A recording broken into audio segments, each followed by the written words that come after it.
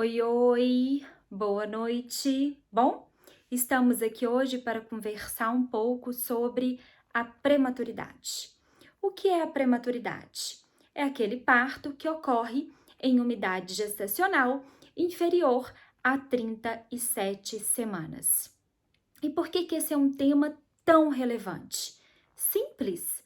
Se nós pensarmos, a prematuridade é um dos principais problemas de saúde no período perinatal. E a principal causa de morbidade e mortalidade no período neonatal.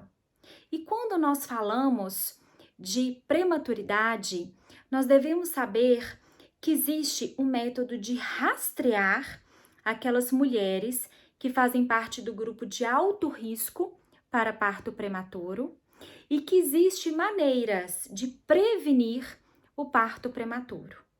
Então, o que eu estou falando com vocês é o seguinte: a complicação que mais leva à morte nos primeiros dias de vida do neném, que é a prematuridade, tem como ser rastreada e tem como ser prevenida em um pré-natal de excelência. Gente, olha a importância disso, tá bom? Bom, mas antes, vamos pensar o seguinte: nós temos o parto pré-termo espontâneo. É desse parto que nós vamos falar aqui. É o parto pré-termo espontâneo, que é aquela mãezinha que entra em trabalho de parto em uma idade gestacional inferior a 37 semanas, que pode ser rastreado e que pode ser prevenido, tá bom? Então, 40% dos partos prematuros são partos prematuros espontâneos. É desse que nós vamos falar. 30% dos partos prematuros, eles são iatrogênicos. O que é um parto iatrogênico?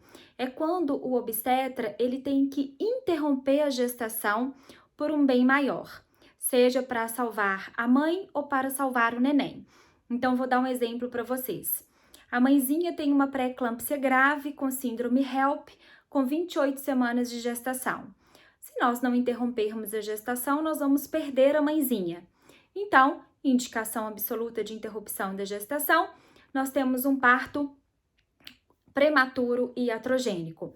Então, 30% dos partos prematuros são iatrogênicos e 30% dos partos prematuros são devidos a uma ruptura precoce da membrana ovular. Então, do âmnion, que é aquela membraninha que no final da gravidez vocês falam assim: olha, a bolsa rompeu. Então, quando essa membrana ela rompe antes da hora, nós falamos que é uma ruptura prematura de membrana ovular, seria 30% dos partos prematuros, geralmente relacionado à infecção, tá bom? Então, quando nós falamos em rastrear o grupo de alto risco para parto prematuro, quando nós falamos em prevenção de parto prematuro, nós estamos falando desse parto pré-termo espontâneo, que corresponde a 40% dos partos prematuros, tá? Bom, então, quais são os fatores de risco para parto prematuro espontâneo? São vários, tá? Descritos na literatura, mas os dois principais. Primeiro, é uma história prévia de parto prematuro, então aquela mãezinha que já teve o neném prematuro. E o segundo fator de risco também, de extrema importância, é a gemelaridade. Então, todo mundo sabe que a gestação gemelar, gemelaridade múltipla, seja gemelar, trigemelar, aumenta o risco de um parto prematuro espontâneo. Então, esses são os dois principais fatores de risco.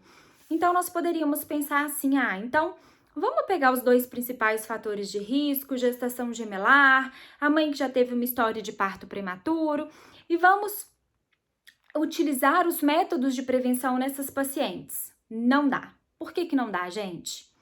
10% de todos os nenéns que nascem prematuro é que vão ter a história de um parto prematuro prévio. Ou seja, 90% dos partos prematuros nós não temos a presença de fator de risco para a prematuridade. Então, determinar qual mãezinha que nós vamos utilizar os métodos de prevenção através de fatores de risco não existe, tá bom?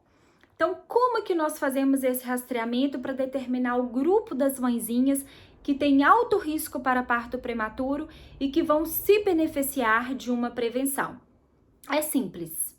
Através do ultrassom transvaginal, entre 18 e 24 semanas, nós realizamos uma medida do comprimento do colo uterino. E aquela mãezinha que não tem história de parto prematuro anterior, se ela tem um colo maior do que 20 milímetros, essa mãezinha não tem alto risco para parto prematuro. Se essa mãezinha que não tem uma história prévia de parto prematuro, tem um colo menor ou igual a 20 milímetros, essa mãezinha ela vai apresentar alto risco para o parto prematuro, e nessa mãezinha está indicado uma das formas de prevenção, que é o uso da progesterona via vaginal.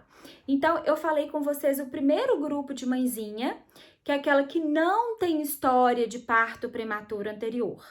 Então, nessa mãezinha, ultrassom transvaginal entre 18 e 24 semanas, se nós temos um colo maior do que 20 milímetros, está normal. Se nós temos um colo menor ou igual a 20 milímetros, essa mãezinha vai fazer parte do grupo de alto risco para prematuridade e nós temos que usar a progesterona. Do outro lado, nós temos aquelas mãezinhas que já apresentam uma história prévia de prematuridade.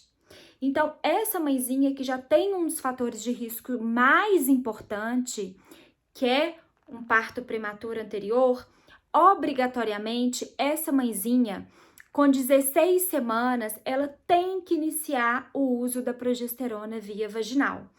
E, gente, o que acontece muito é o seguinte, muitas vezes nós vamos fazer a medida do colo do útero no morfológico do segundo trimestre e a mãezinha tem uma história de parto prematuro anterior e ela ainda não está usando o Trogestan. Então, o que eu falo com vocês, olha, informação é poder. Então, a mãe que tem uma história de parto prematuro anterior, ela tem que começar o uso da progesterona via vaginal com 16 semanas. E ela não precisa fazer a medida do colo do útero? Lógico que precisa.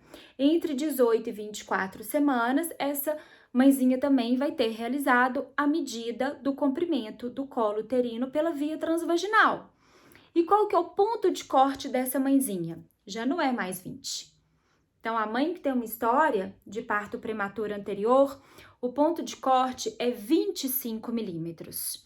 Então, se eu tenho um colo maior ou igual a 25 milímetros, essa mãezinha vai continuar com a progesterona via vaginal, que ela já havia iniciado com 16 semanas.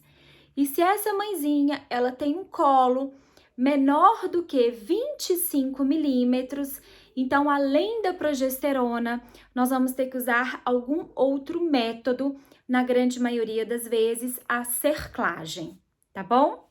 Bom, e o pessário? Existem algumas indicações para o pessário, sim, tá? O pessário ainda é muito controverso na literatura, mas depois nós vamos ter aí uma aulona à parte só para falar sobre o pessário, tá bom? Então, o que eu quero deixar hoje aqui na aula de hoje, né? Vamos fazer um resuminho rápido. Prematuridade importa sim, tá? Eu acho que toda mãezinha de prematuro, ela tem noção de como que é difícil, né? Desde os primeiros dias até, né, nos primeiros anos de vida, com risco de ter sequelas lá na frente. Então, a prematuridade deve ser evitada sim. E para que a prematuridade ela seja prevenida, seja evitada, nós precisamos determinar, né, de todas as mãezinhas, aquela que faz parte do grupo de alto risco para parto prematuro. E é nessa mãezinha que nós vamos iniciar métodos para prevenção. Aqui na aula de hoje eu já falei com vocês de dois métodos, que é a progesterona via vaginal e a cerclagem, tá bom? Existe indicação de começar a medida do colo do útero em uma idade gestacional mais precoce e não esperar só 18, 24 semanas, que é a época do morfológico? Sim. Então, vou dar um exemplo para vocês. Então, uma paciente que tenha, por exemplo, alguma malformação uterina ou tem uma história de amputação do colo do útero, então teve que tirar um pedacinho do colo do útero por causa de HPV. Então, essa paciente a gente pode iniciar a medida do colo do útero a partir de 14 semanas e fazer uma medida seriada do colo do útero. O ultrassonografista, ele vai perceber se vai ter necessidade de fazer a cada 2 semanas até chegar o período do morfológico do segundo trimestre, ou se faz semanal até chegar aí o período do morfológico do segundo trimestre, mas existem algumas indicações sim da gente começar essa medida do colo do útero antes aí do período de 18 a 24 semanas, tá bom? Bom, então acho que eu dei o recado de maneira clara e objetiva, e aí nós vamos ter mais 3 aulas de prematuridade aí pra frente.